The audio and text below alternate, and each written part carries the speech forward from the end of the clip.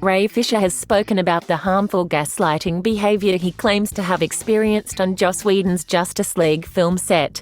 In a new interview with Empire, which will be published in its entirety in the next issue of the magazine, Fisher shed more light on what he experienced on the Justice League set after Zack Snyder's departure in 2017. In particular, the actor addressed the nature of the bumpy refilmings and the contradictory messages he allegedly received during the production. Fisher allegedly told the publication that he had been actively encouraged to share his thoughts about Cyborg in the film, but that he felt that his comments were not well received by the people who requested it. He said that gaslighting happened on set because people were asking for information, but ultimately biting people's heads when you gave it to them. Fisher previously spoke about how Whedon had altered Zack Snyder's arc for Cyborg, claiming that each scene with Cyborg in the theatrical cut turned out to be a new film, except for a brief appearance of his character meeting with the Justice League.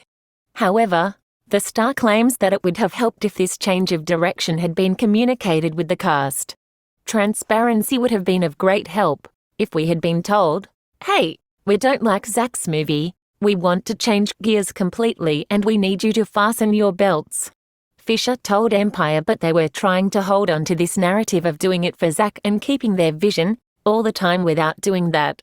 Ultimately, Whedon's vision did not align with Snyder's intentions for the film, and Fisher expressed his views on some of the proposed new materials. He said he argued against a scene in which Cyborg was quartered by Steppenwolf, stating, "I had to try to control those guys. It was not a good idea to essentially throw this black man, who has already endured so much physical trauma, limb by limb." After Cyborg's arc was downplayed in Whedon's version of Justice League, Fisher expressed satisfaction with his character's portrayal in Zack Snyder's Justice League, which debuted on HBO last month. In fact, Fisher has spent a lot of time on Snyder Cut, which lasts 4 hours, having seen the film a total of 7 times since it was released. If you've had the chance to sit back and watch it yourself, then you'll know that Snyder's Justice League ends in a massive cliffhanger. The director has addressed the reason for this ending and why his version of the film establishes a direct sequel that probably won't happen, even though he has ideas about how a potential trilogy could have ended with a shocking new superhero. And much, much more.